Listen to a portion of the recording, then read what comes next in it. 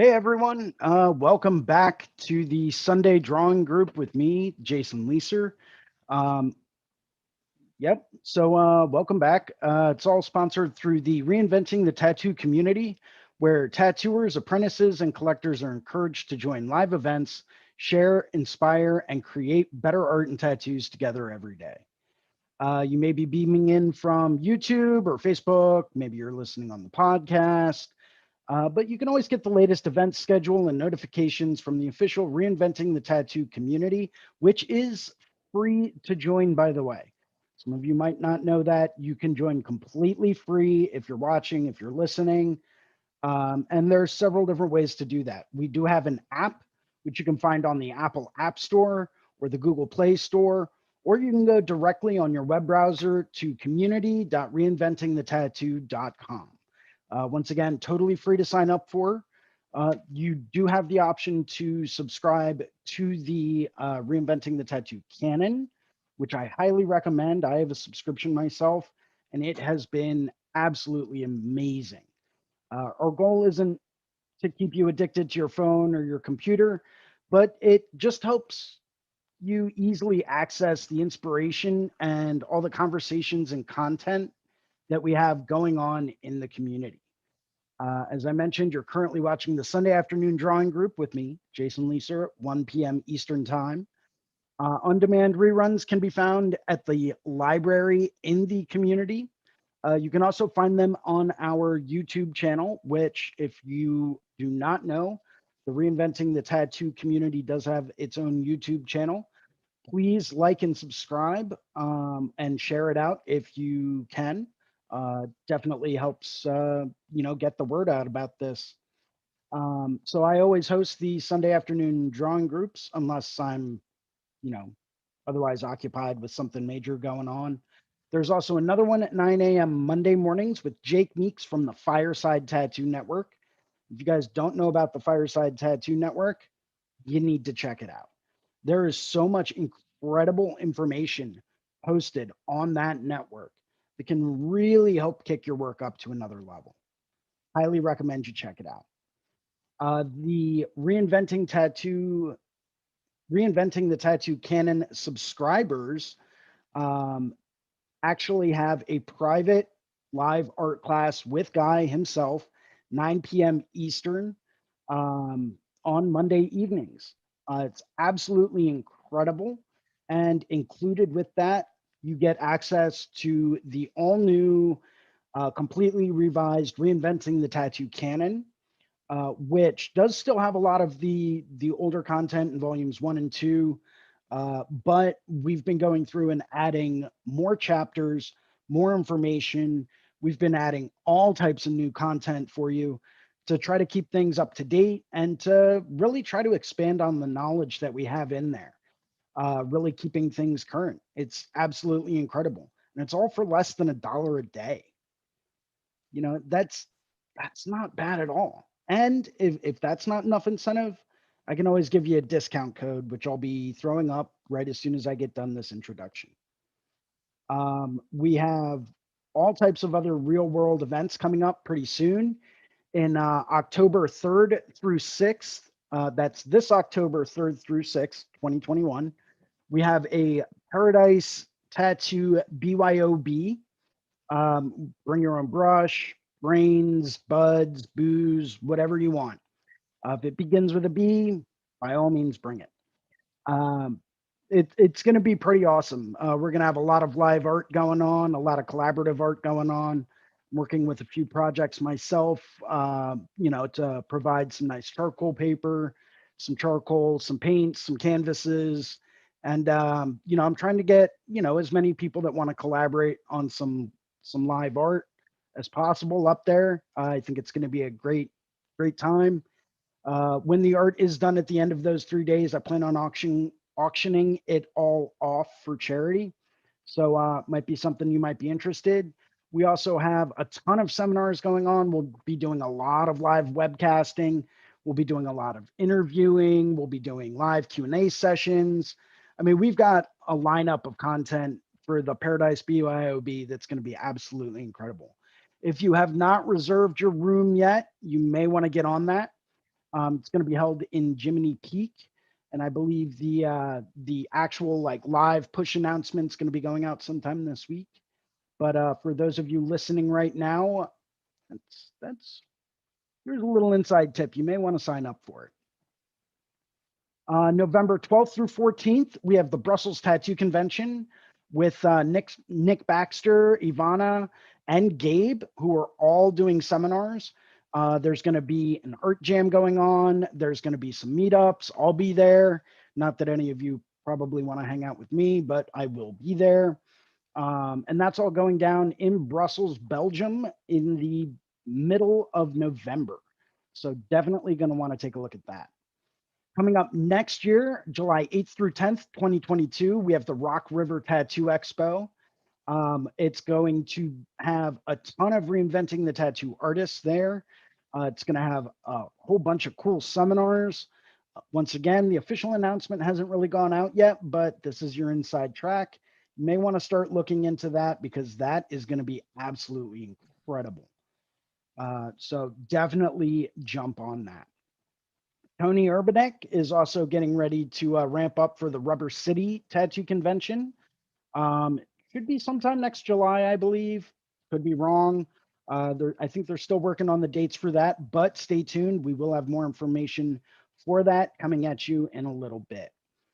Yeah. So I do want to thank you. I do want to thank our sponsors, Dermalize, also known as DLize Pro in the USA.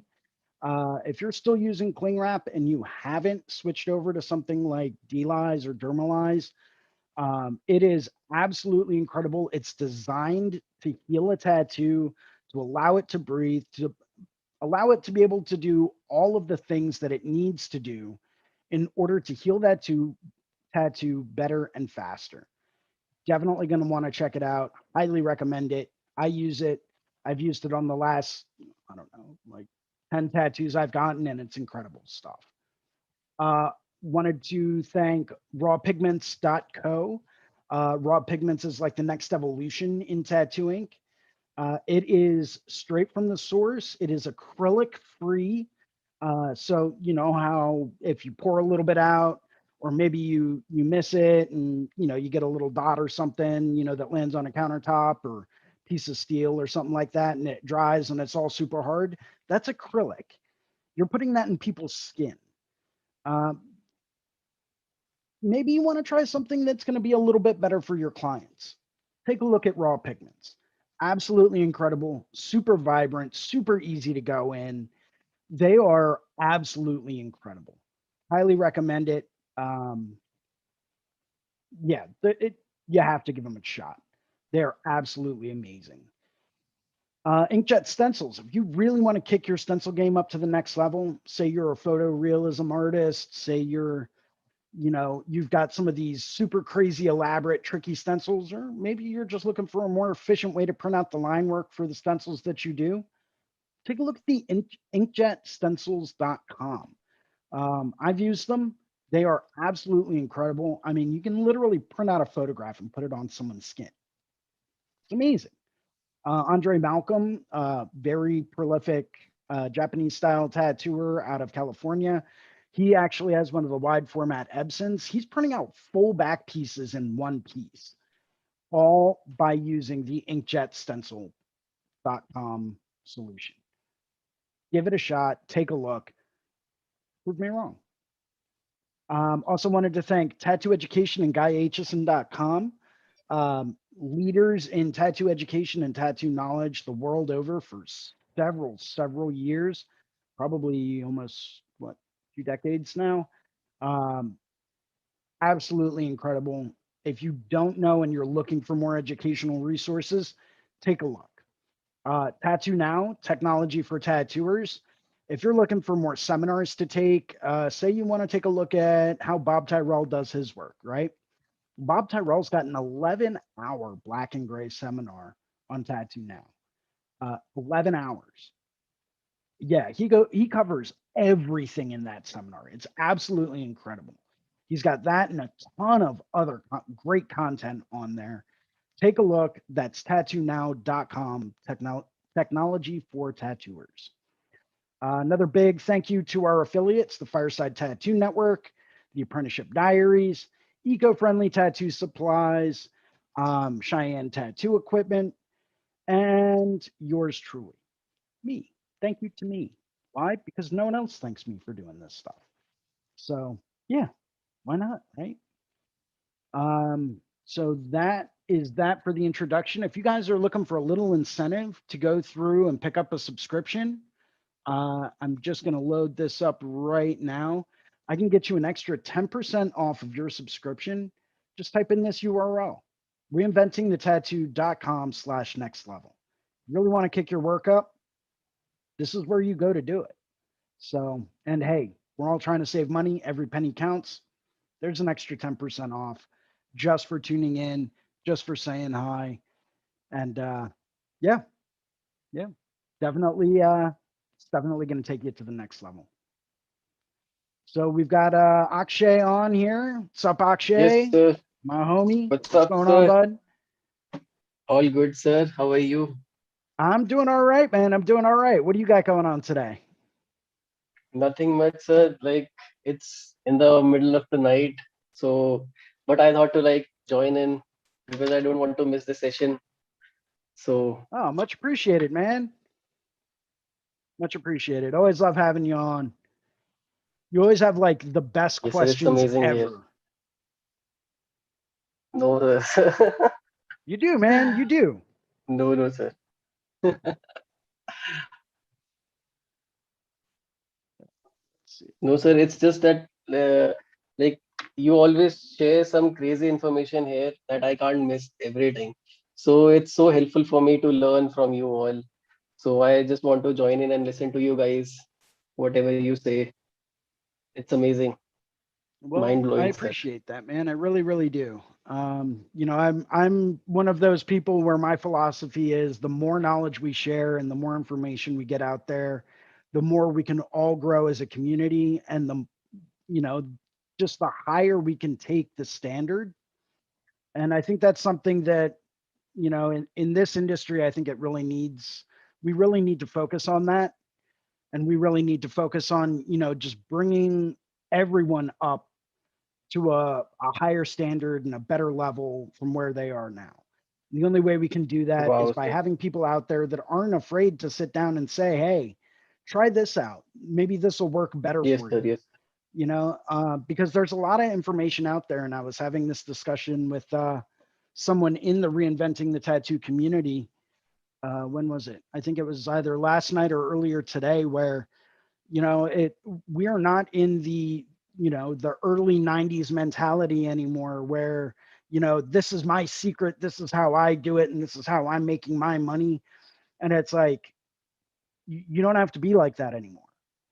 There's not one True tattoo that, sir. studio in the US for every 50 miles.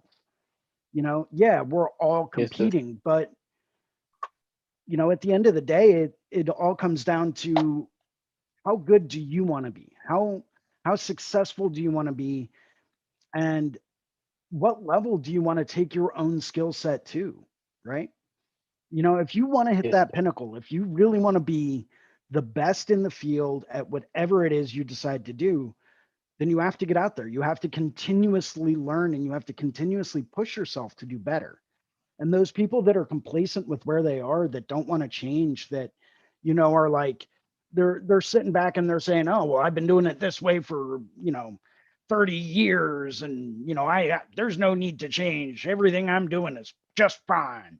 And it's like, yeah, okay, think that way all you want, that's fine. No one's going to argue with you on that. It does work well. But while you're stuck in that spot, I'm zooming right past you, because I want to continue to learn. I want to be better. I want to do better, and I want to advance. And I want to be one of those people, not because I want to be famous. I don't want to be famous.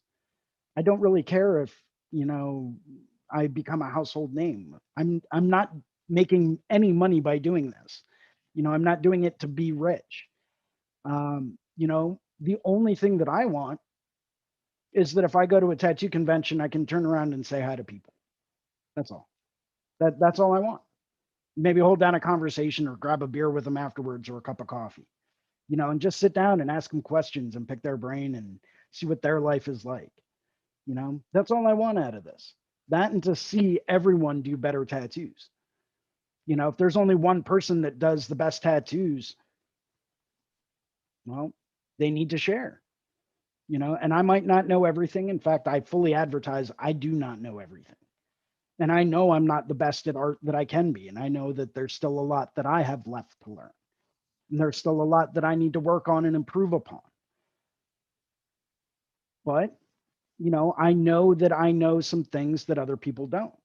And I'm willing to share that because I want to see us all do better. I want to see, you turn around later on in life, Akshay, and say, oh, yeah, I know how to do neotrad. I know all about line weights and how to create the illusion of light using line weight. And I know because I learned from this guy, and he was the one that Yes, let sir. me in on these little secrets about it, And Yes, so sir. by me passing on some of that information, I can influence you and you can influence the next generation, Yes, sir. So otherwise, if I die and I go to my grave and no one else knows that knowledge disappears. And what good is it?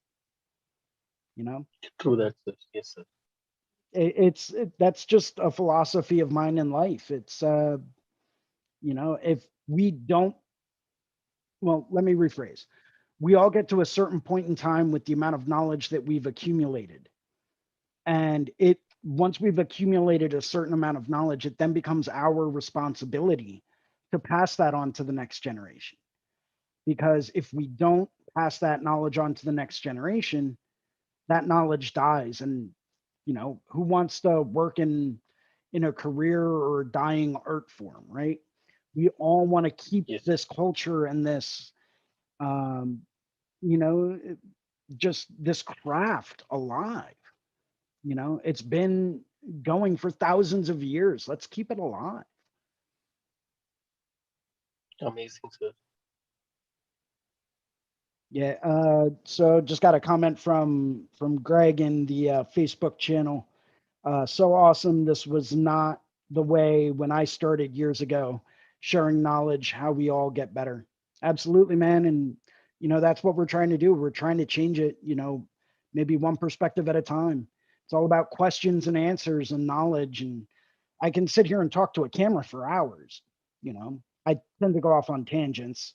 So sometimes what I talk about is not in any way relevant at all. I could go on to the philosophy of beer like you would not believe. But, it's like I would rather have conversations with people and answer questions or ask questions. Even if it's someone that's doing work way beyond what I can do, I want to get them on here. I want to ask them questions that I have. I want to pick their brain and find out how they do what they do so that I can help take myself to that next level, you know? And through osmosis and through, those discussions, I can then take that knowledge, look at it, analyze it, and pass that along to other people. So it's all about sharing, and it's all about just turning around and saying, okay, yeah, all of the qualified tattooers that I know of and I've met, they all do incredible work.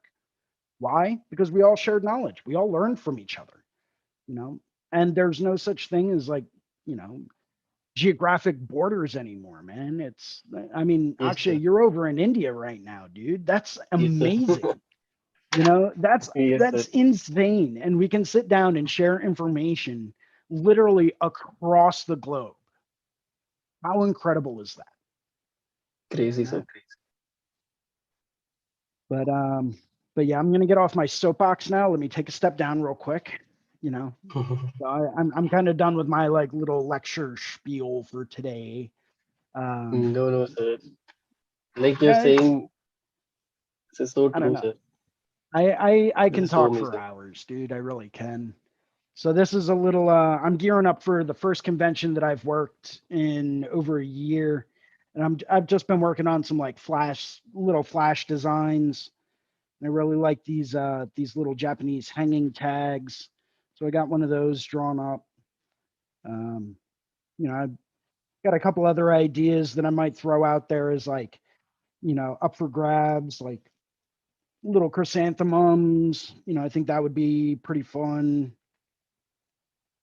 I always try to, whenever I'm working at a convention, I always try to draw things up that I think might sell, but I always try to keep them pretty small, right? Like softball size, maybe a little bit bigger, but not by much. But I always try to show up with like, I don't know, at least 9 or 10 fully like rendered value studies of just different things that I really want to tattoo, you know? And Oh, then as yes, people are coming through and maybe they're like, oh, I want to get something like this. What do you think? It's on my phone. I just pulled up my Pinterest. Yay, it's right there. And it's like, well, how about we do something like this instead? You know, this might be a little bit more fun. I think we can get it to fit the same spot. And, I think it'll be a little bit of a better or more original idea, so I always try to, talk to people, but I always show up with designs that I really want to do and put those out so that people know what kind of stuff I'm interested in doing and what I'm capable of doing, right? Because if we don't show people what we're capable of doing and what we enjoy doing, we're never going to get to do it, you know? yes, sir. So, I mean, that's my own 2 cents on it. Uh, Larry, what's up, bud? I hope you got my text earlier. Larry just popped up in the chat and said hello. So, yeah, yeah, but I've just been working on some things, man, some doodles and sketches. I might try to refine a few other things that I've been sitting on for a little while, but I always like to pull up, just some quick value studies. Maybe I'll finish this guy up. I actually did a painting of this. Oh, wow, sir. Amazing. Yeah, I did it 10 by 20 on arches. And it turned out all right. I think I could use some more dynamic movement in it, maybe a wave up here in this corner, as opposed to, just these water lines. Maybe, or maybe like a splashing wave over on this side.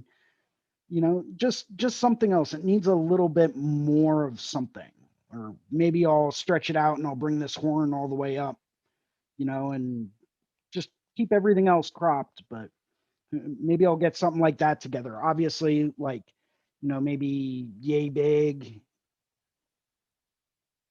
nothing crazy, still pretty small, quick little bangers, stuff that I know won't take me anything longer than like 2 hours or so at the most, right?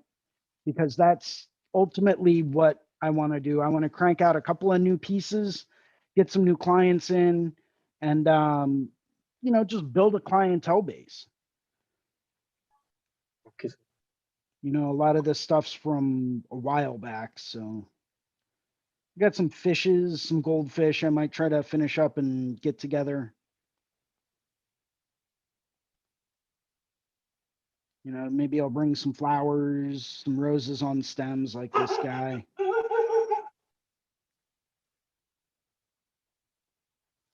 Who knows? Who knows?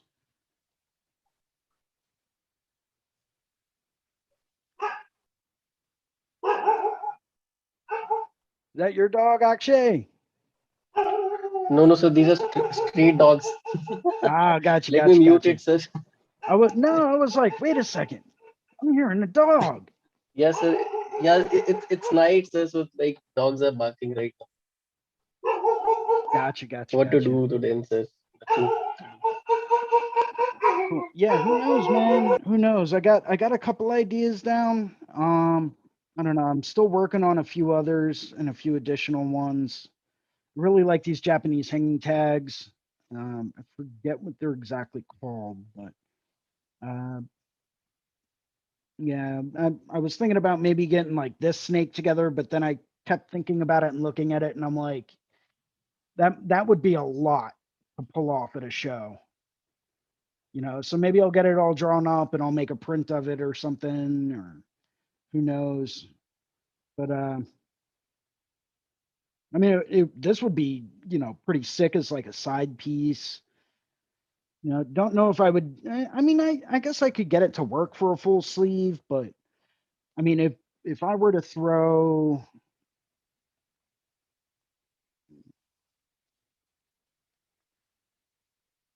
let's turn this down a little bit. I always like to work on tinted backgrounds. But if I were to throw,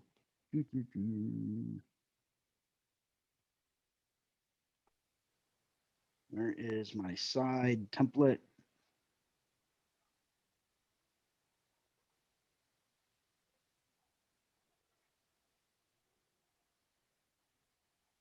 Yeah,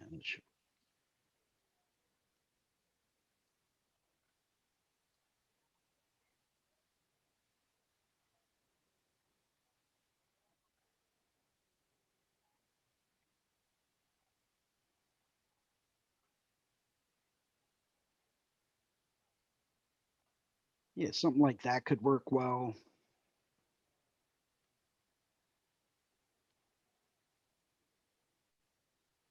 Whenever I'm drawing or designing or anything like that, I always try to keep body placement in mind. Maybe shrink it down a little bit.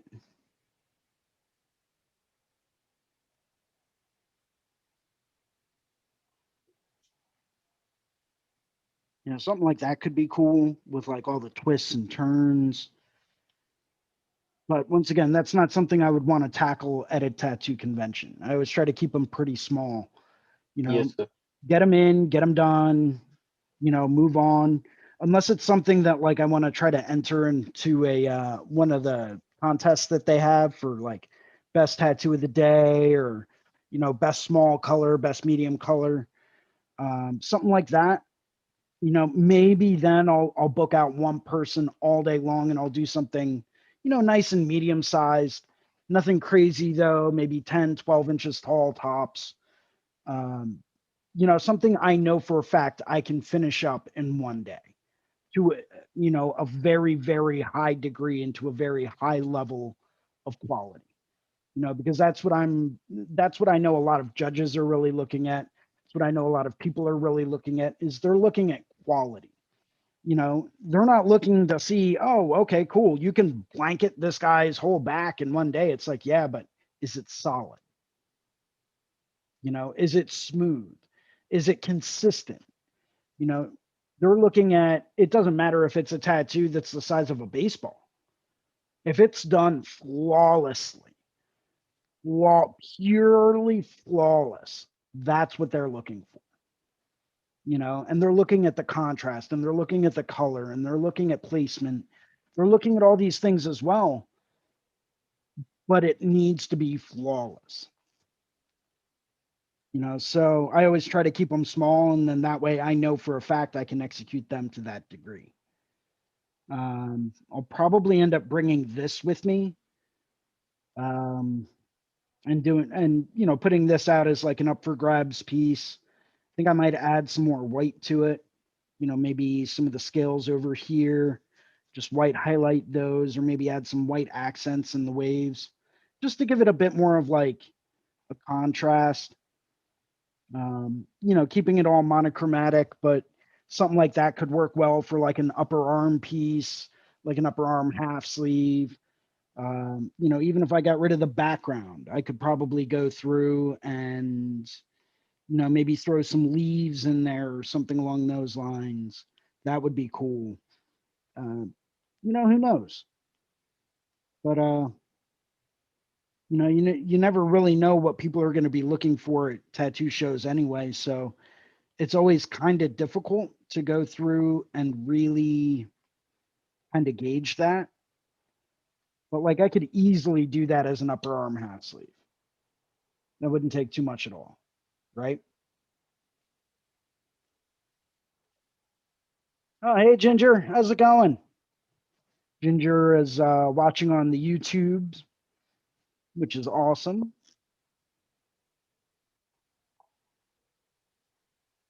But yeah, so I don't know. I think I'm going to try to get 5 or 6 designs together.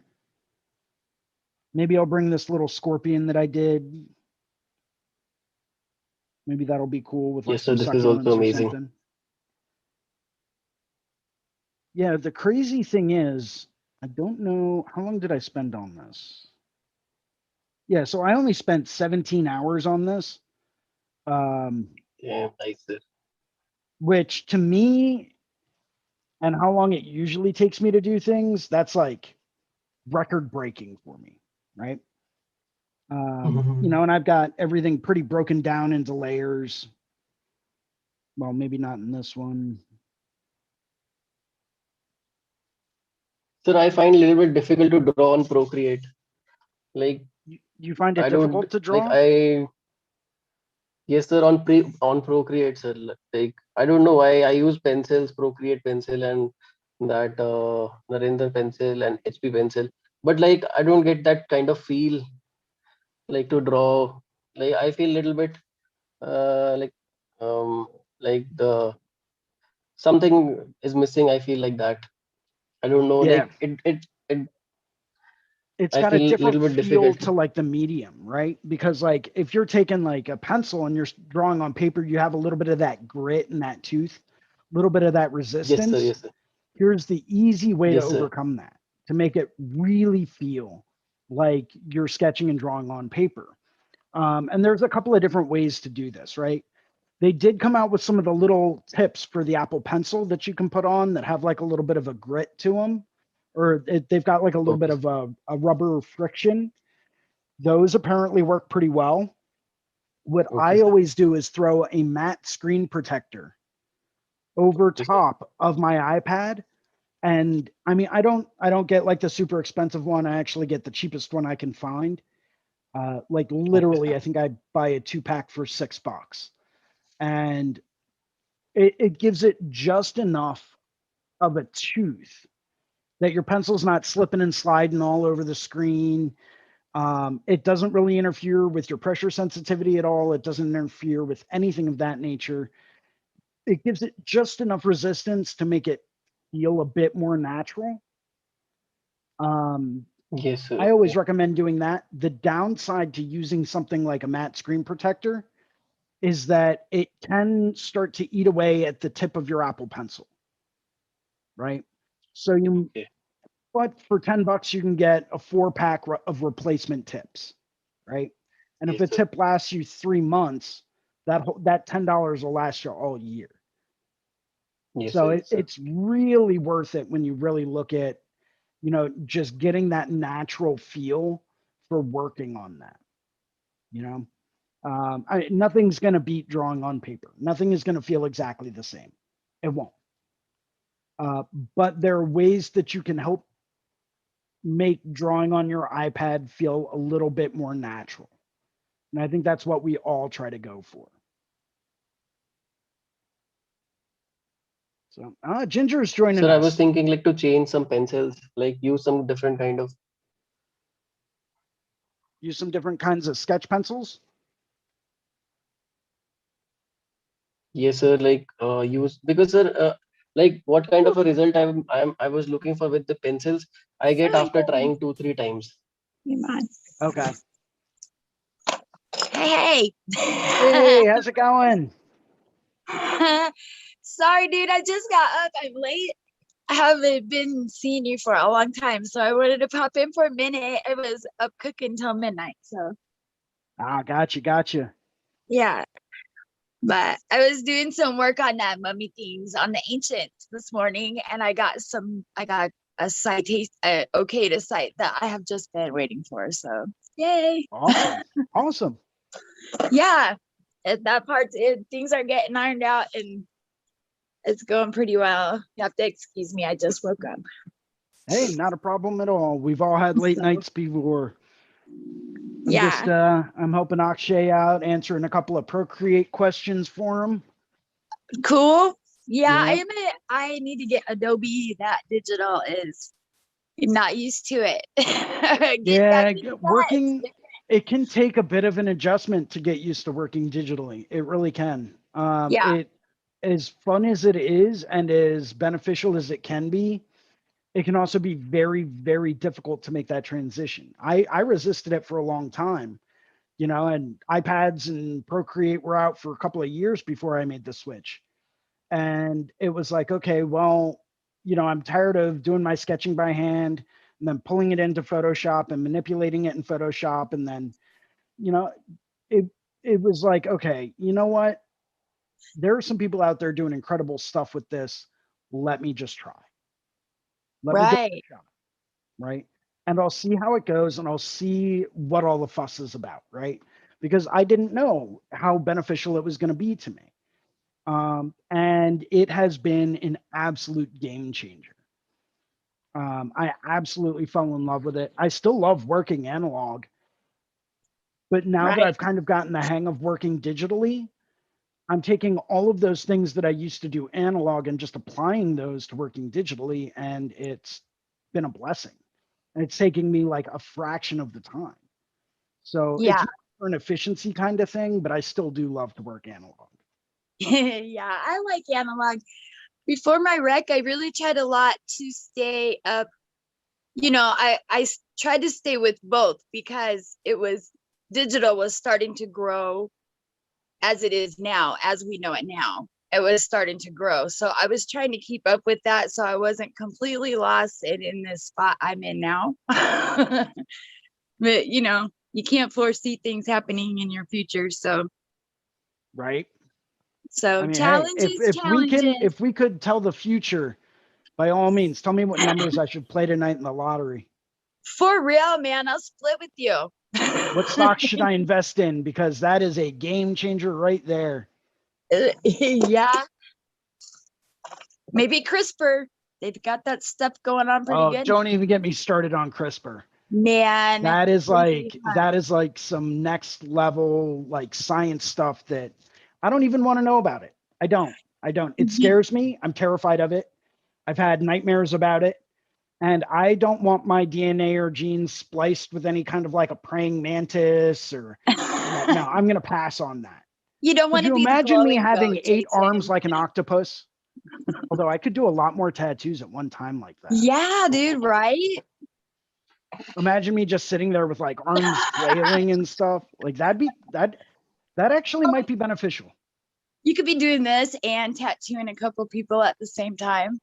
No, I know. Right? The future. Okay, so maybe I could be will really get into crazy.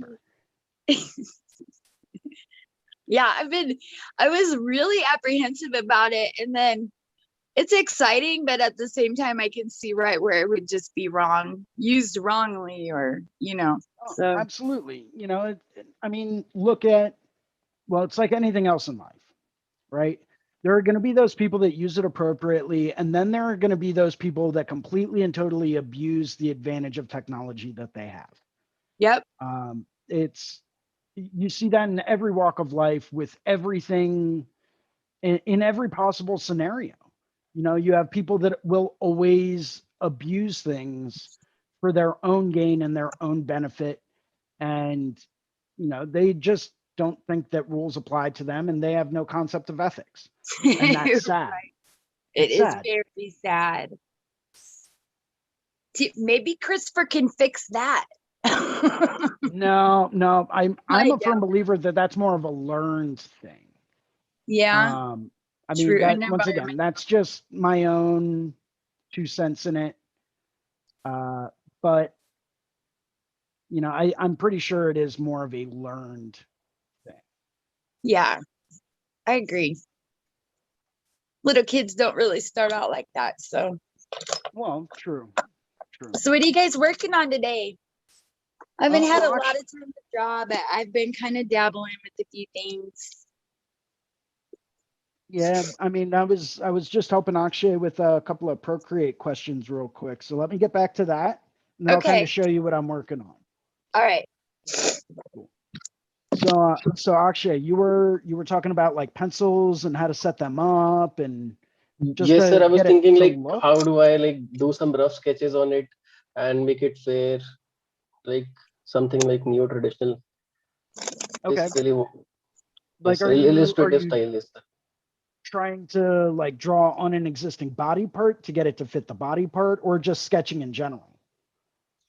Sketching in general, sir, for tattoo designs. So I've been using the Procreate pencil a lot lately, which comes with Procreate. I like that. I like Peppermint for like really rough sketching. Technical Pencil, yes, sir, I like for a little bit more of like a fine controlled area, because as you tilt your pencil, it doesn't tend to get any wider. With the Procreate pencil, you know, you can draw straight up and down, very light pressure, and it can be pretty thin. You can lay it on its side and it'll be a little bit wider. You know, same thing with a lot of them, like Derwent, Peppermint can be wide, or with the same amount of pressure, it can be pretty thin. So technical pencil can be a little bit nicer as far as that goes for consistency. Just as far as like a consistent line goes. For rough sketching, I mean, I've probably used every single pencil you can ever imagine.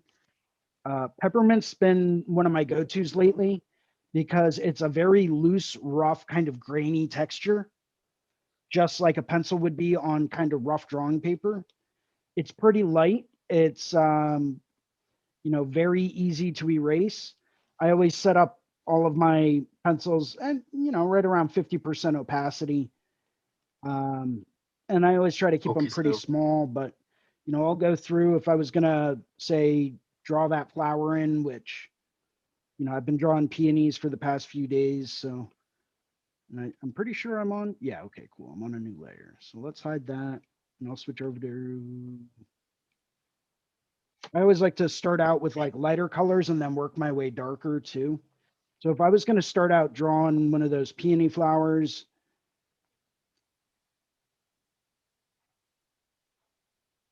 you know, I'd start with like a circle or an oval. And I come from a very illustration style background. So I always like to do wireframes and movement and stuff like that. You know, cross sections to show volume. You know, so I know that by drawing this cross section on this oval, that's going to be the center of my flower, right? And I know that as petals come towards you, you're going to see a lot less of like the middle and the origin of that petal. But you are going to see a lot more of the edge. So a lot of times I'll start out literally just by going through and drawing some ovals. You know, maybe I'll do like an oval there. I'll do another oval here where this petal is going to come and connect to the middle. Do one there. Maybe I'll throw one here. We'll do one here, one here. Maybe we'll do another petal here, right? Let's be adventurous and we're going to do another one over here. And then so, well, let's move this around and shrink this a little bit. If you guys can't see it that well, let me know and I'll make some adjustments to the screen. You know, and then let's give it a very definitive kind of like curving flow. So we'll do another one here, another petal here, here, and maybe shrink it a little bit more. Maybe we'll do one more down here. Okay. That'll give us a very definitive kind of directional flow. You know, and I'm just, obviously, all you can see right now are ovals, right? You can't really see too much of anything else because I haven't defined anything else. Okay, so all you see are some ovals and some shapes, but you can see it starting to come together. You know, from here, I'll create a new layer and I'll move over to like a light red. Maybe I'll make this a little bit darker, maybe a little bit bigger. And I'll start to go through and kind of, you know, really define my shapes.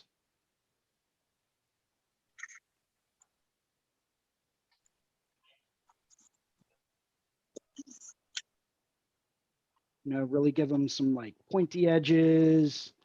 Maybe this one's going to be a little bit moved back. This one's going to be even further back. This one, you know what? Let's change the angle of this oval. We'll make that one like that. So that's going to come there and curve around. This one will come all the way over. and around. And you'll see where I'm going with this in just a second, but this is just my directional map telling me, okay, these are definitely where my ovals are going to be. These are where my petals are going to be for that flower.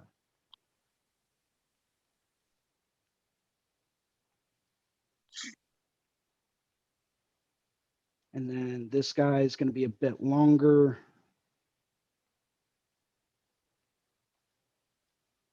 So you can really start to see that I'm defining these forms. And I still have this orange layer here. And this orange layer is giving me my direction for where the center of this flower is going to be. So I'm definitely going to want to keep that, right?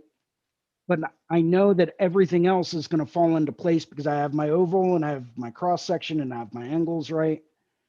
In fact, let's adjust this. I want this one to be pulled back a little bit more so it fits that angular kind of area. Okay. Maybe even touch more. And I can go through and maybe erase some of this stuff. I don't generally tend to like erase when I'm sketching and just doodling. And that's pretty much all I consider this to be, is just like a sketch and a doodle. Just because I'm roughing it in. I'm not worried about any of the detail yet. I'm not worried about where the leaves are, or how I'm going to have different aspects incorporated, or where I'm going to put those ridges or lights.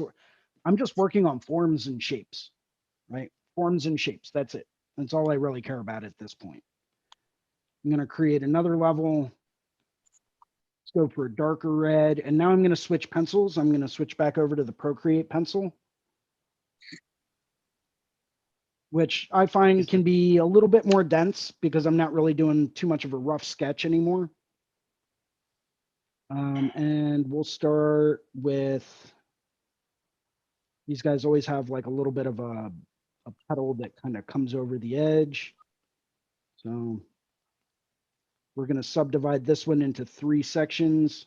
1, 2, 3. 1, 2, 3.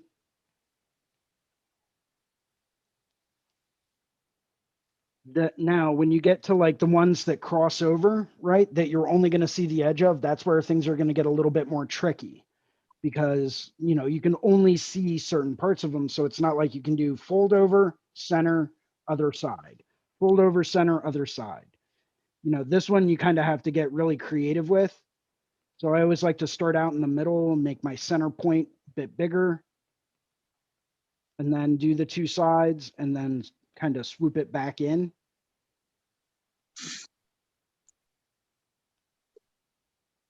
And this one you're only going to see 2 parts of. So that's going to be our center. And then here's another bump for that section. Same thing here. Center, bump, bump. Center, bump. Now we want this to have a very definitive kind of flow in this direction. So instead of curving this one in this direction, this one's going to be going based more on a curve to follow that same line, right? So this is overall, right? Overall, petals towards the bottom of the design, and then petals on the top. So for this guy, I'm going to bring it down, and we'll keep this one a bit more skinny. Right? And then maybe give him like a little bit of a back fold. Same thing here. That's going to come in. Right? And these are flower petals, right? They don't have to be perfect. In fact, the less perfect they are, the more natural they're going to appear. Granted, I tend to draw peonies in a very stylized manner, but it's just kind of the way that I like to draw them. Everyone's got a different taste in how they like things to look. Yes, sir. This one we can have a little bit more fun with, and we can actually draw all 3 sections.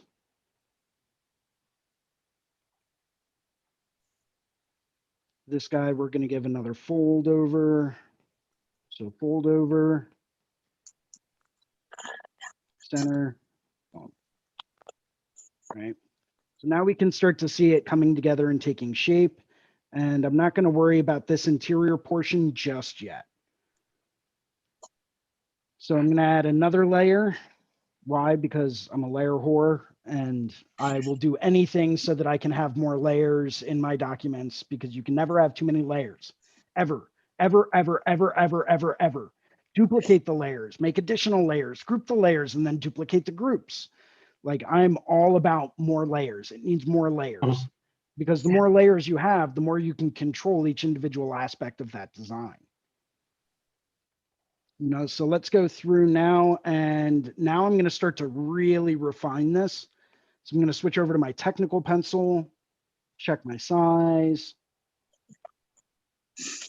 And I switched over to a purple color on this new layer, because now I'm going to go through and I'm going to start doing like a rough draft of like the lines and where I want these lines to be, you know, the finished lines.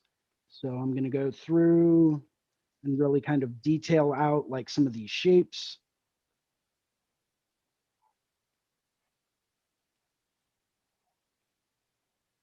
You know, maybe I'll give it a couple extra like bumps and folds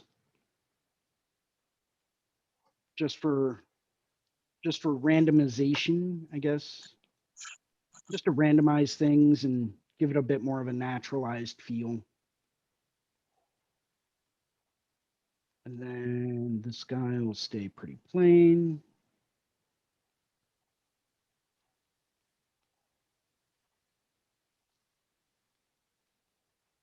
So I'm really going through and really trying to define these as I get darker and darker and darker with my colors.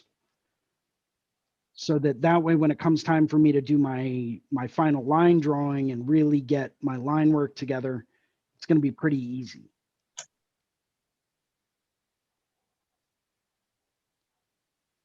And as you can tell, I've spent quite a bit of time drawing peony flowers out.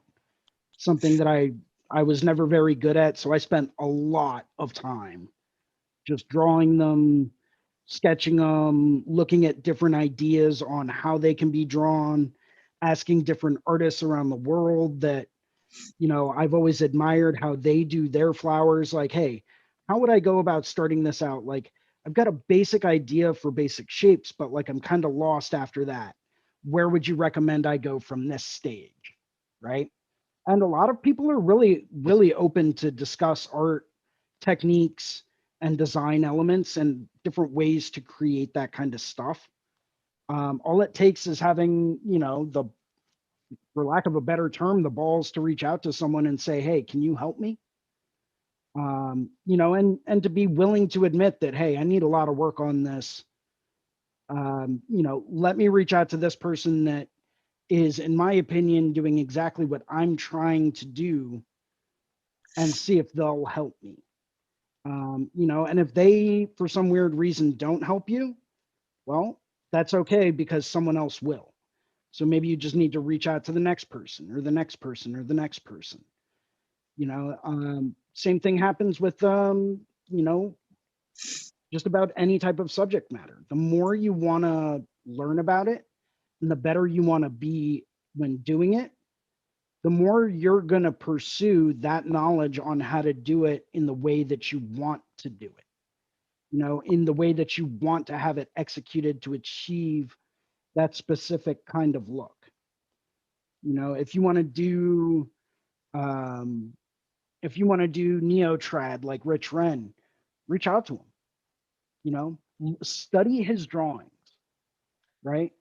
Seriously, shoot him an email, send him a message on Instagram and just say, hey, if you have a minute, you know, I'd like to get together with you via Zoom or, you know, maybe Facebook, you know, message or Instagram message or video chat or something. And if you could just spare 15 minutes to kind of walk me through a couple of things that I have some questions about how you design and how you draw, I think you would be surprised at some of the responses, right? I did that. I emailed Christina Yes, sir. Christie. And, I'm supposed to be getting together with her and picking her brain about a few things, either maybe later today. I have to check my email, or sometime this week, and about contour lines and about her use of color, about, what are some of the things she really focuses on when she's creating these designs. You know, you can never go, all they can say is no, right? All they can Yes, sir. say is, listen, I'm sorry, but I don't really have time for that, or, I'd really rather not discuss that. Okay. Okay. Thank you for your time and for answering me and getting back to me. And, that's totally fine. I totally understand. Yes, If sir. anything changes, by all means, please let me know. It's something that I've always been curious about. Otherwise, thank you. Take care and have a great day. And then move on to the next person. That's kind of Yes, sir. part of the way that you acquire knowledge, is you have to seek it out first. And if you're not willing to put in the time, effort, and energy to seek that knowledge out, then you're never going to, then you're, not only will you never get that knowledge, but you don't really deserve to have it, because you haven't put in the effort to achieve that knowledge. You haven't put in the time and energy that's required for you to be able to say, yes, I have gained the knowledge of this, right? Just like my own personal philosophy in seeking an apprenticeship, right? If you don't get out there and beat down doors and ask all types of people, all types of questions, and if you don't put in the time to work on an art portfolio to develop your artistic skills, you know, and you don't put in that dedication to go and hang out at studios, you don't invest the time into that, you just want it to happen. Well, things in life don't just happen, right? And if they do, they're not always very positive, right? So, and I mean, anyone that's been around for a couple of years on this earth knows that when things just kind of happen, not usually very fun. It usually leads to a lot of headache and a lot of aggravation, Yes, sir. and it's not always a very good thing. Um, but for those people that are out there that beat down doors, that go and invest their time and hang out at studios and seek out artists that they really truly like deeply admire, and they reach out to them and they take the time to say, listen, I'm trying to get better at art, at designs, I'm trying to really do better drawings and better paintings, and I really love the way that you create your artwork. And I was wondering if you had any advice or any tips on just creating artwork. If you don't seek out that knowledge and you don't invest that time, well, then you're not going to get the end result. By no one's fault of but your own, because you've decided that you don't want to do that.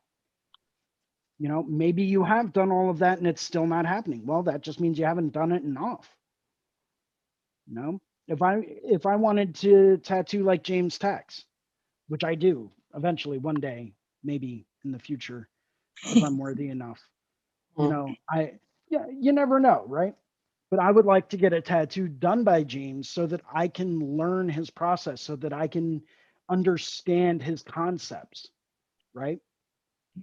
I'd love to get a Yes, piece sir. done by Christina Christie to understand how she does what she does, to grasp that and like absorb that power through osmosis when they tattoo me. So I'm going to take the time and invest the money, and I'm going to seek them out, and I'm going to book an appointment, and I'm going to go and get tattooed because I want to do stuff like that, you know. Yes, But if I can't ever expect to be on that level or to do that kind of work unless I invest that kind of time and that kind of money, right? It's like anything else in life. If you yes, want to sir. be, you know, uh, a financial consultant for a Fortune 100 company, you're going to go to school. You're going to invest the time in school. You're going to get an elevated degree from a very prestigious school that that company is going to be looking at to recruit from. And then you're going to start off at the bottom and you're going to work your way up to the position that you want. And it's not going to be easy and it's going to take a lot of time, but you're going to get there because you've invested all of that time in schooling. You've invested all of that time in learning market predictions and financial strategies and business strategies and all different types of markets and financial stuff, right? You've spent years dedicated to learning it. Well, that's what's going to qualify you to go and be a financial consultant for a Fortune 100 company, right? That's what's going to qualify you to make that kind of money. You know, and if you want to achieve a certain level in tattooing, the same is to be said. You want to tattoo like Guy Aitchison, you learn from Guy. You seek them out. You get tattooed. You ask them about art. You talk with them. You open that dialogue. You know, you want to learn how to tattoo like Philippe Liu. Write him a letter. You know, shoot him an email if he has email. I don't know if he does, but I know he gets letters. So, you know, I send a letter addressed to him to his studio, right? Open up a dialogue, open up a correspondence, ask them questions. You want to tattoo like Horiyoshi? Write Horiyoshi a letter, shoot him an email. He's a great dude, super cool, super nice guy. Write him a letter, shoot him an email. That's all it takes. But you can't expect to achieve that level unless you're willing to put in the time and invest that time and make some kind of an investment into achieving that. You know, nothing in life is free. There's always something that needs to either be sacrificed or put forth in order to achieve it, especially greatness, right? Look at all of the great tattooers that you admire. Take the time, visit them. I want to learn how to tattoo like Dean Sacred, okay, who owns and runs Sacred Tattoo in New Zealand. I'm going to fly out to New Zealand and get tattooed by Dean because number one, he's super cool dude. Got to meet him in London and I was like, dude, you're like the man. He totally awesome guy, absolutely incredible. You know, highly recommend if you live in that area of the world, go and get tattooed by Dean. He's a great dude. He does incredible tattoos. I just listened to a podcast with him on it that Steph Bastian did, which by the way, it's called Tattoo Tales, I believe.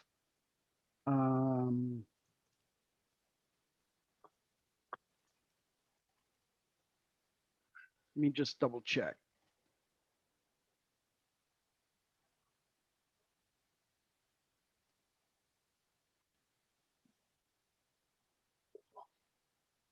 Yes. So Steph Bastian runs a podcast called Tattoo Tales. Highly recommend it. He's got some great interviews on there, one of which is Dean Sacred. He's got interviews with Sean Barber, Hannah Wolf. I mean, all types of guys. Lowell Hardy. I mean, you know, C.W. Eldridge. Just some absolutely incredible tattooers, you know, and he's taking the time to interview these people.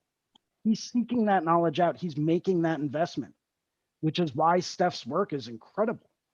But you know, it's like I eventually want to learn what Dean knows, so I'm going to eventually take that trip out to New Zealand to get tattooed by him. Because if that's the level I want to be at, that's the sacrifice I have to make. You know, that's just, once again, I'm back up on my soapbox and I'm preaching again, and I apologize about that. But you know, that's my own 2 cents on things, right? You have to be willing to put that in there if you want to achieve that level. But like Akshay, you've been on here, you know, every week for as many sessions as I can imagine. You know, you're seeking that knowledge. You're putting in that investment. That's why, like, when you send me a DM on Instagram, I'm like, yo, what can I do for you? What questions can I answer? Oh, you want me to make a trip out to come and visit? Cool. I'll start looking at tickets, and I have already started looking at tickets. Yes, By the way. sir. So, dude, I'll make that trip, man. Don't tempt me with a good time. You know, but Yes, that's sir. the Yes, thing. sir. It's like you're Crazy. putting forth that effort to gain that knowledge. And yeah, I'm gonna reciprocate because you're putting that effort in.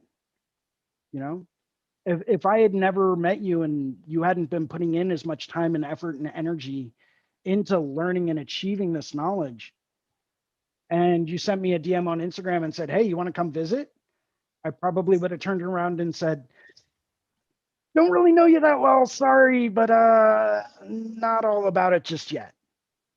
But you've put that effort, you know, forth, and you've made that investment.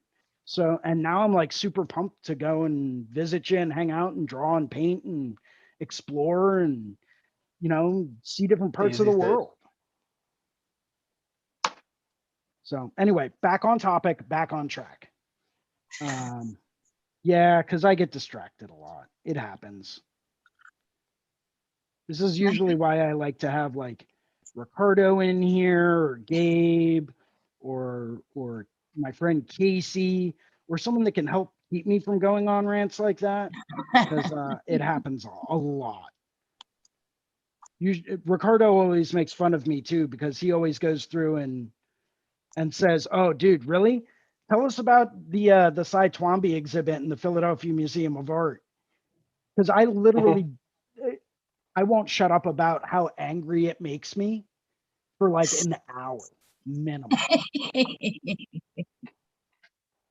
Because it's absolute crap how much this guy got paid for these pieces of art.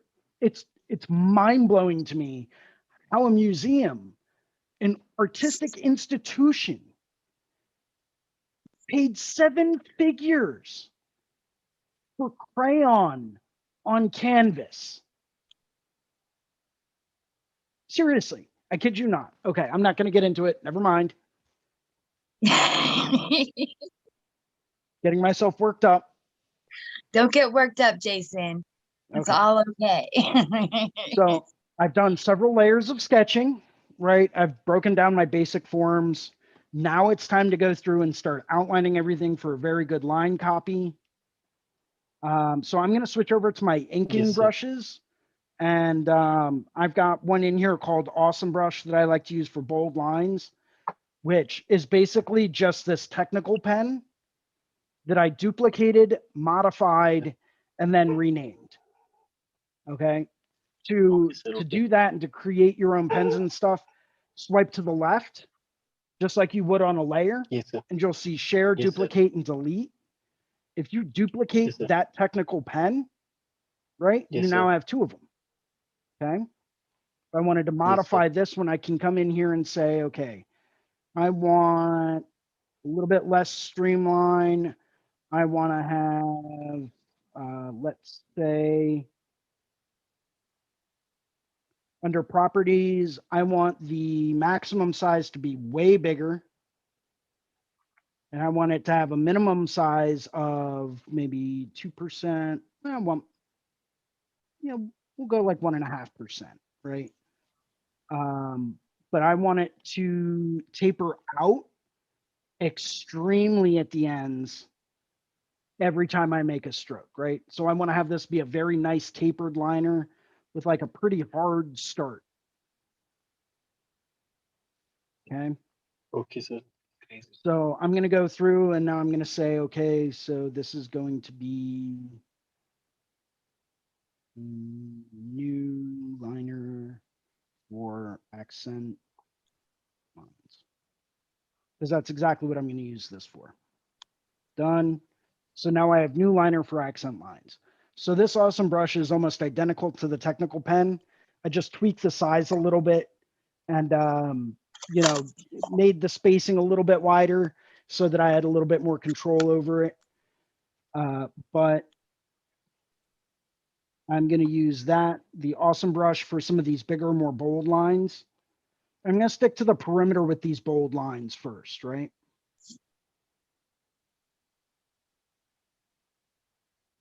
So I'm literally just going to define the outer portion, the outside line going all the way around this shape with bold line. So that way I know that no matter what's behind it or in front of it, I know for a fact that this is going to stand out, because this is where I want people to look. So maybe I take this and bring this down. Boom, boom, boom.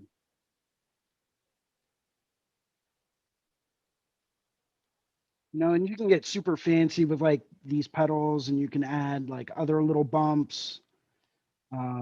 You can add like tiny little ones and then big smooth curved lines.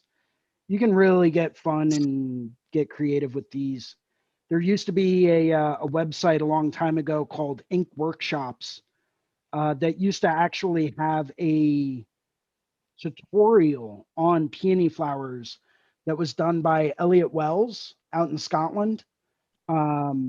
Elliot, for those of you that may remember, became like super crazy well known for his peony flowers for a few years. And then I think he actually won't do them anymore. He might still do them, but he got so sick and tired of doing peonies all the time that he just wanted to take a break from doing them. You know, that's what happens. People will start to specialize in certain styles, right? And then they get pigeonholed. And then that's all that anyone wants from them, right? I'd love to get tattooed by Bob Tyrell, but have him do something like like a neo-trad hawk, right?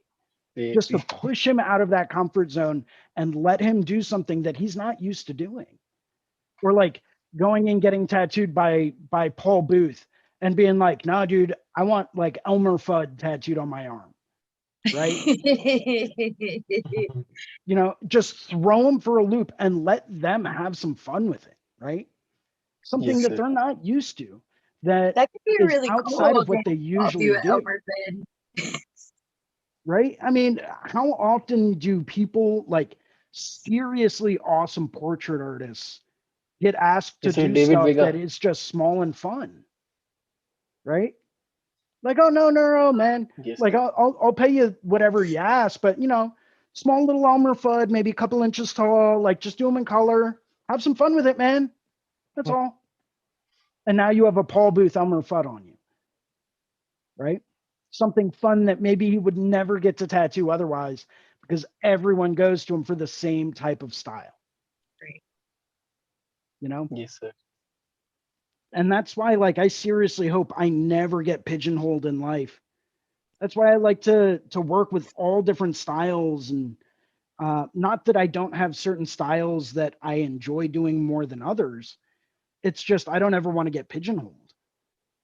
You know, I believe that as tattooers, we need to be able to provide whatever the client wants to a certain degree.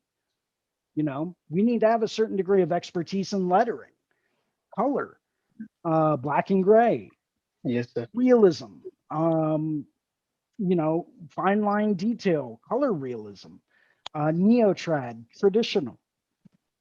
We need to be able to execute whatever people want to a certain degree. And those people that are current in today's industry that believe that you have to specialize in one specific thing, cool, have fun. It never used to be like that. Exactly. You had to be adept at it. Like if you don't do portraitures and you can't do faces and hands, then don't say, okay, I'll give it a shot. Like it's best just to refer them off to a colleague or someone else, because Absolutely. that'll just get you depressed and a bunch of stuff you don't need. But it used to be almost an unspoken standard that if you do black and gray or you can do tribal, then you should be able to throw down some neo-traditional a little bit or some traditional, or you know, because as an artist, it's not good to get stuck in one spot. We're kind of dynamic in that nature. So it's good to Absolutely. play to that you know, that dynamics.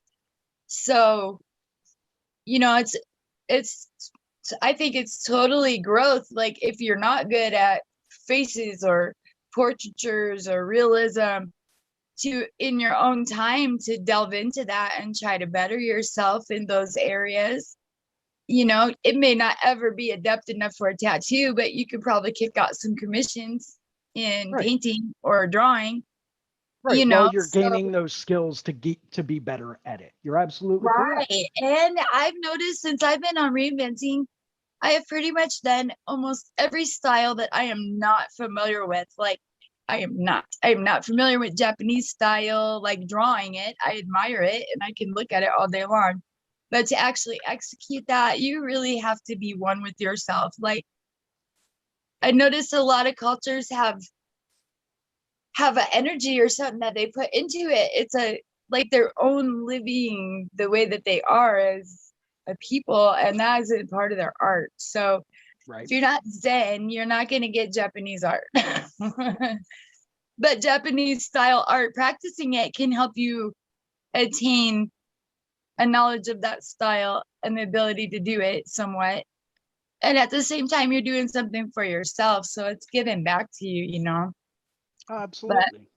and I've noticed going back to things that because I've gotten to be able to do a couple things for people. So like just drawing wise or, you know, just ideas for them. I've noticed that what I've been doing since November 6th in the Japanese finger wave classes that we did, I've noticed that a lot of those techniques are now starting to come back into my own, what I'm used to drawing and stuff. So I thought that was kind of amazing because I guess I just never looked at it that in depthly or felt it Right. that way. I don't know. But I'm seeing where it's all just kind of like a cyclical thing, and it just all kind of like you put out, it gives back to you. So I don't know. I hope Oh, it that makes absolutely is. But back on drawing topic. yes. Yeah, because you know me and my tangents, I go off on I know. tangents a lot. So what I'm starting to do now is take the backbone of every petal, and I'm just adding a bit of a harder line to this backbone around these areas to help separate that out from like the more intricate or the more detailed kind of edges, frilly edges of the of each individual petal. Uh, Here I'm going to go through and I'm actually going to switch over to my technical pen. So I did all of this with basically just a technical pen on steroids. Now I'm going to switch over to my actual technical pen, which is way thinner. And I'm just going to build this up a little bit and taper it out and down. So I'm going to take these thicker lines and I'm just going to taper, build and taper so that I have a much thinner line on the interior of these petals. Same thing here.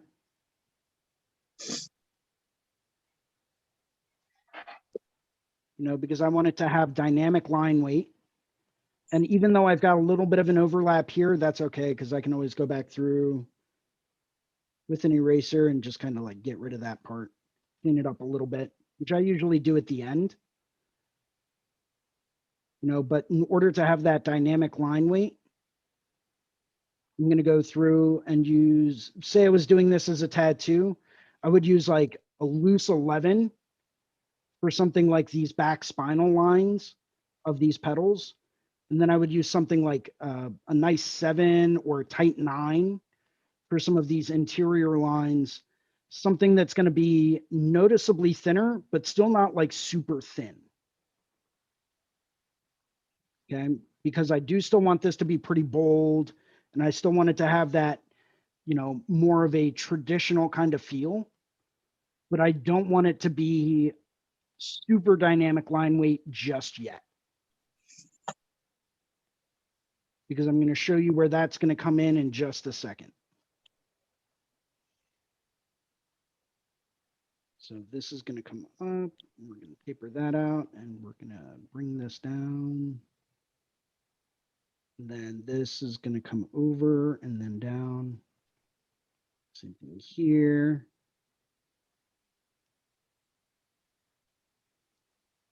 And here, this is, once again, we're going to taper this out and kind of sculpt this out and down. And then over. This is going to be sculpted out. And then we can flow that right in there.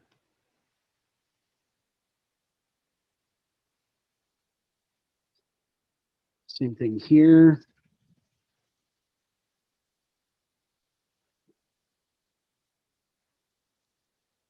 Maybe smooth that out a little bit more. So we have a nice fluid taper.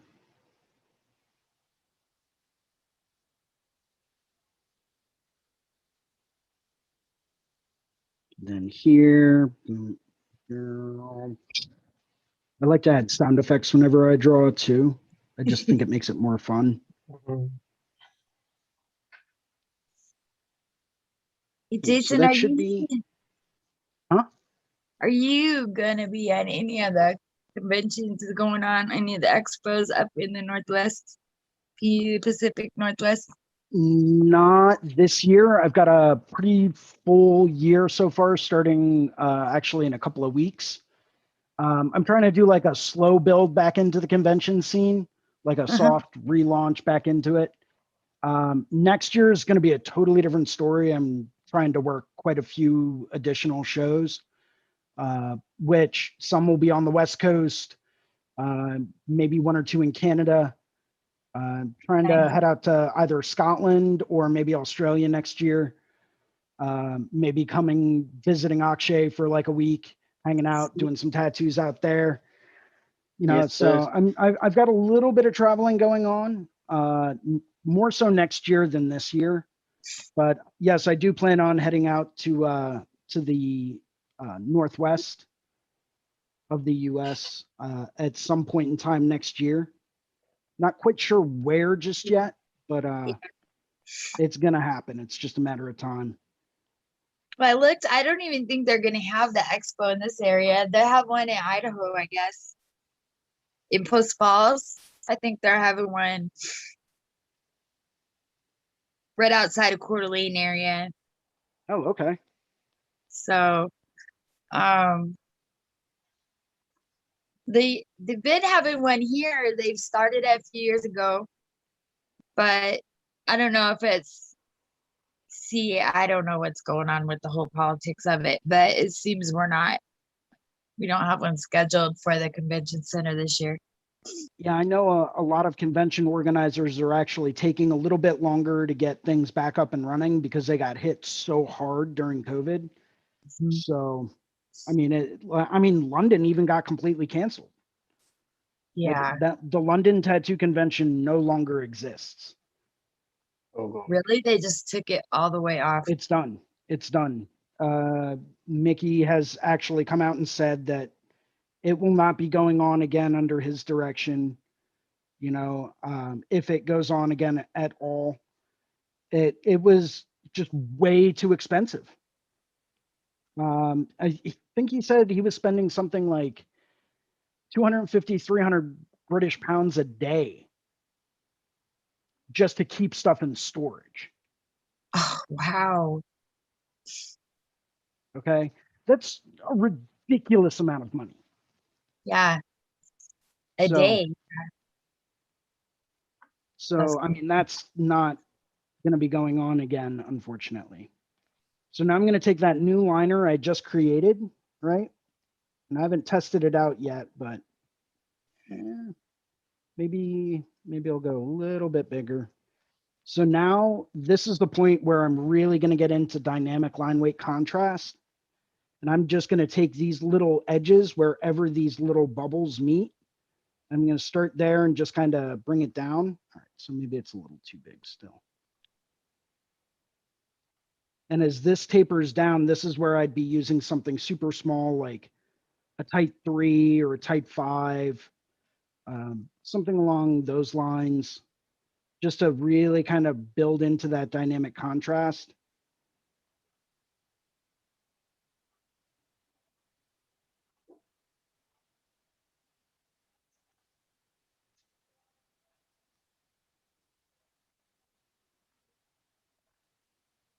Plus, it gives it a little bit more of a visual movement and a visual flow.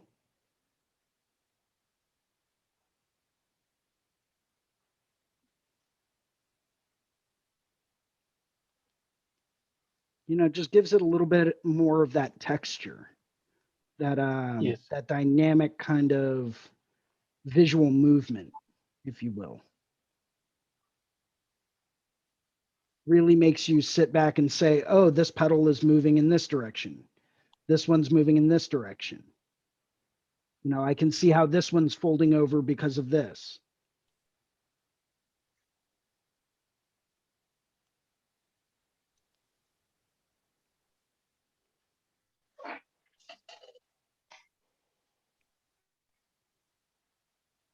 You know, so I'm just going to go through and add these little accent lines everywhere where I've got two different curves that meet.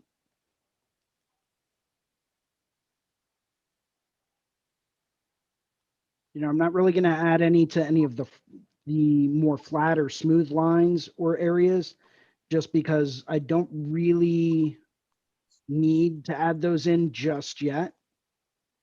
But I will show you where I would add those in just a minute.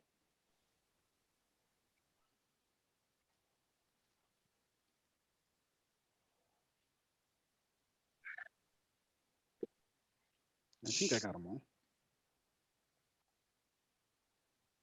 Oh, this one. There's almost always like one little connecting area that I almost always miss.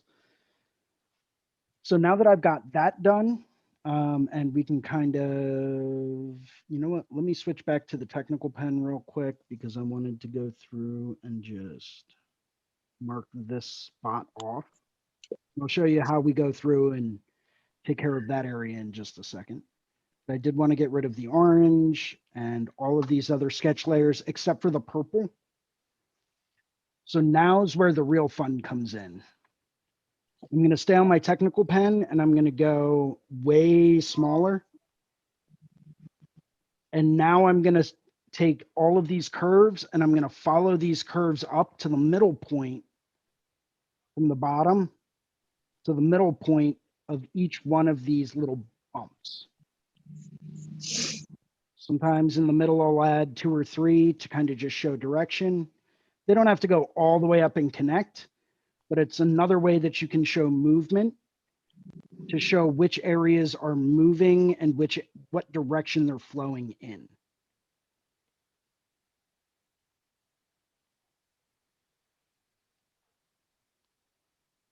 Maybe I'll add one more there, another one over here. There's one.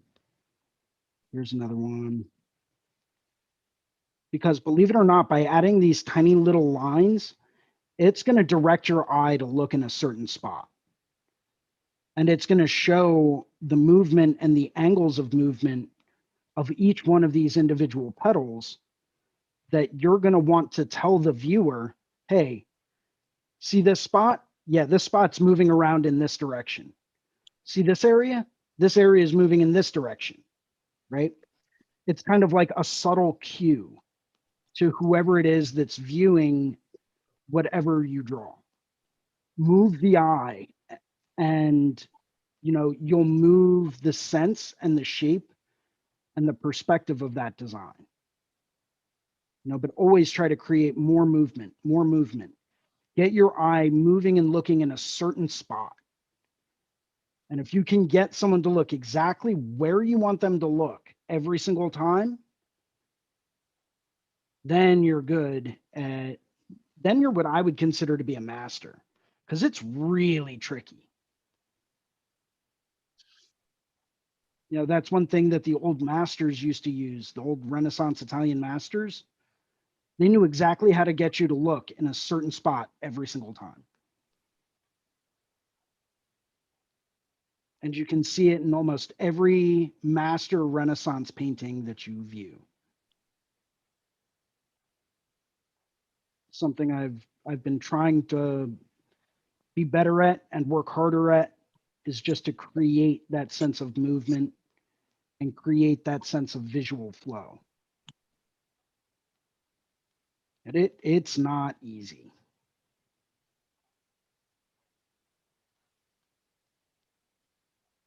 That's why anytime I see an artist working with a lot of contour lines in their designs, I give them unbelievable amounts of respect, because contour lines, if not done correctly, can absolutely ruin a design.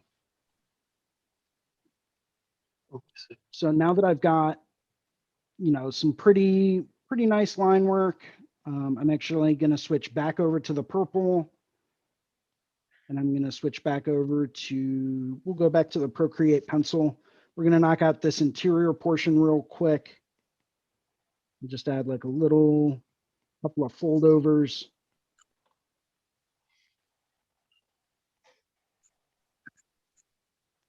Right? Maybe a circle on the inside that we can fill with other tiny, smaller circles.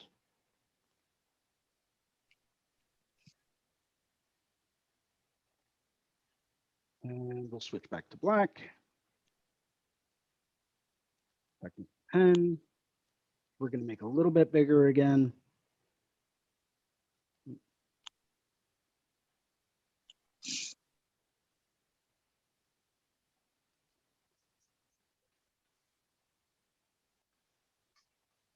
And I'm going to come over here to my thick circle brush, which is actually my small circle brush.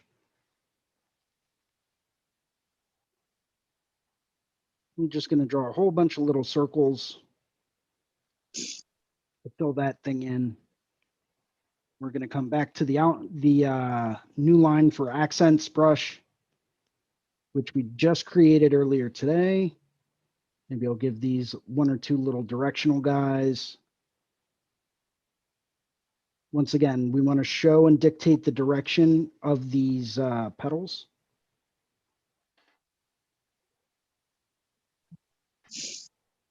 Actually, I wanted to use.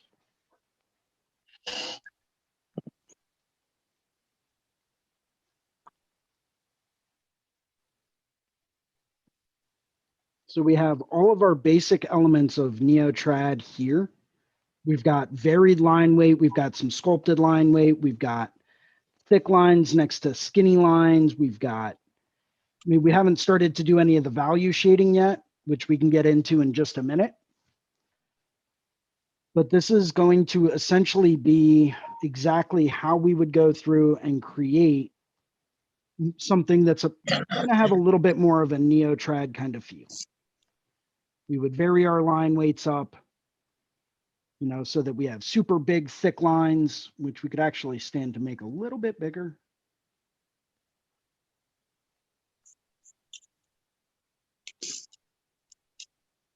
Keep that bold.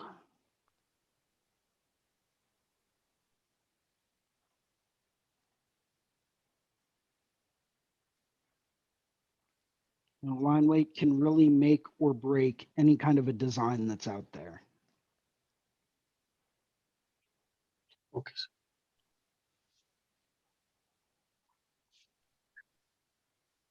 And it doesn't always have to be, just steady single pass lines. Sometimes you can sculpt things out. Sometimes you can really, really play with those line weight values. Because the thicker the line, the darker the shadow that's going to be there. And depending on where you place that line, it's going to create a sense of light, right? So I know, for example, on the inside of these petals, I'll probably make these a bit thicker, because this is most likely going to have a more shadow tone. It's going to be a little bit more in the dark. And I want to have a very nice light source kind of coming down from the top. So I'm really going to try to focus in on these areas. I might thin this line back out a little bit more, keeping it at more of a medium weight, not super thick. Same thing here. Because if this is where our light is going to hit, we don't want these lines to be this thick.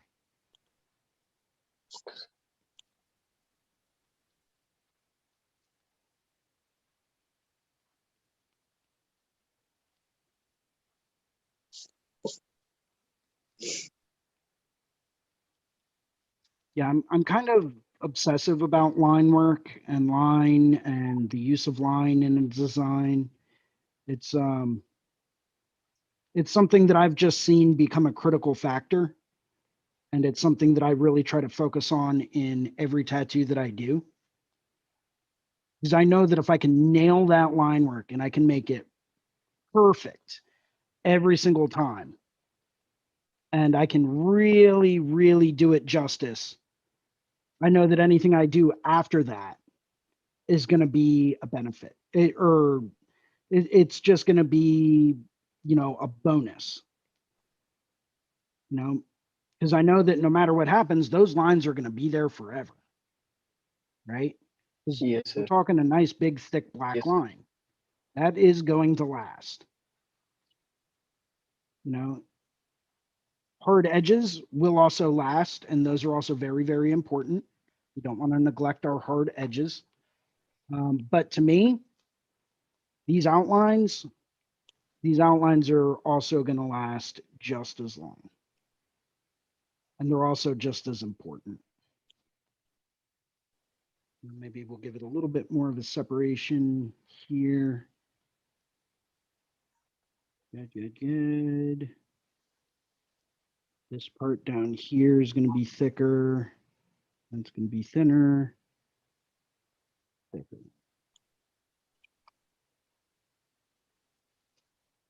This part in here. So this isn't even my final line drawing. I'll probably end up going back over these lines 2, 3, or even 4 more times on different layers just to get the line weight to be exactly the way that I want it to be. Wow, sir. So we've got all of our elements of NeoTrad in here. We've got our super skinny lines, our big, thick, bold lines. We've figured out, okay, Beautiful, sir. where's our light hitting, right? How do we want that to look? And where does our line weight sit in accordance with that? Because that's going to have a very deep determination on the values.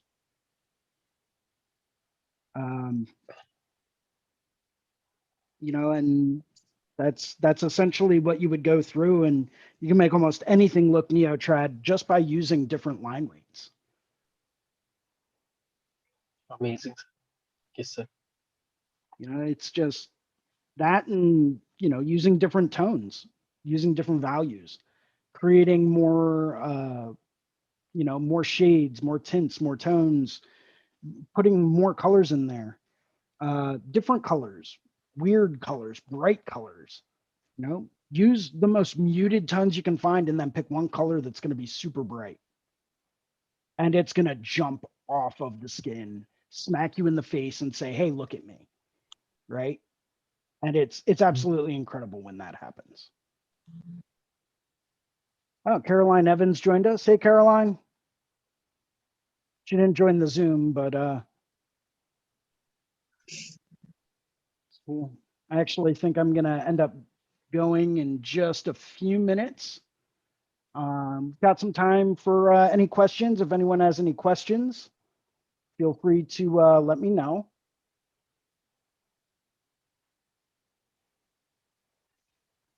And I will be more than happy to answer any questions anyone may have. If not, that's cool.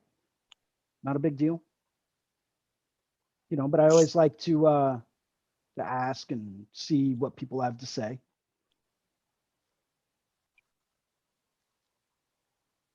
Didn't see anything there, nothing there.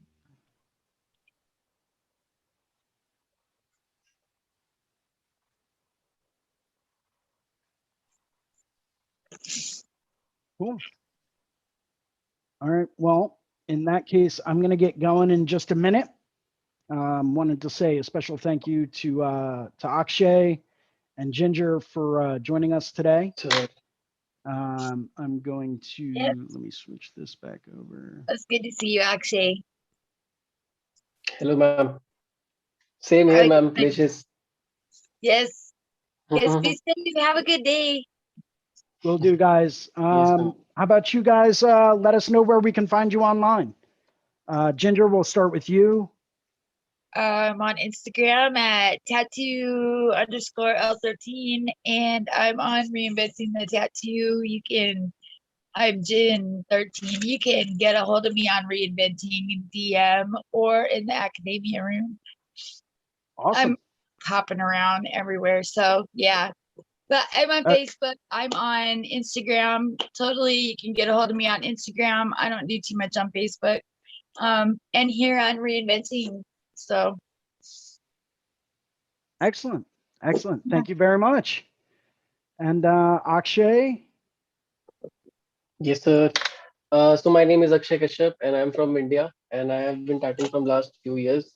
And my Instagram handle is akshay.tattoos. Best way to reach me out is through my Instagram. You can DM me for appointments and all. I do mostly black and gray realism kind of work, and also learning here from Jake sir. And yeah, thank you so much, sir. Very welcome. And let me spotlight myself.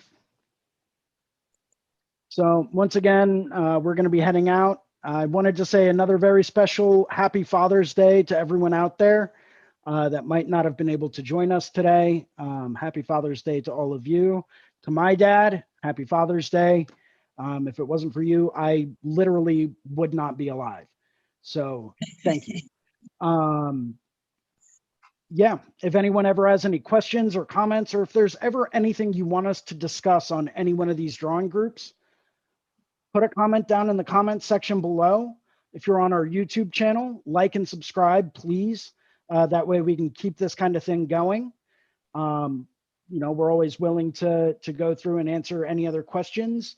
If anyone's on Instagram and you want to contact me directly, feel free to send me a direct message on Instagram at Philly Inc. You can see it right there, right at the bottom of the screen, right about there. You should see my my Instagram. So feel free to send me a message and I'll be more than happy to answer it. If not, if anyone wants to stop by the Battlefield Tattoo Expo coming up in the beginning of July, I will be there as well as Ricardo. And I believe Kira's also going to be there as well. So feel free to stop by and say hi. I know Ricardo and I are going to be working on the second part to that collaborative back piece we started. So that should be an absolute blast. And I will catch up with everyone again next week. So now comes the point in time where everyone should grab a drink or make a funny face or whatever you want to do, because we're about to end. Smile.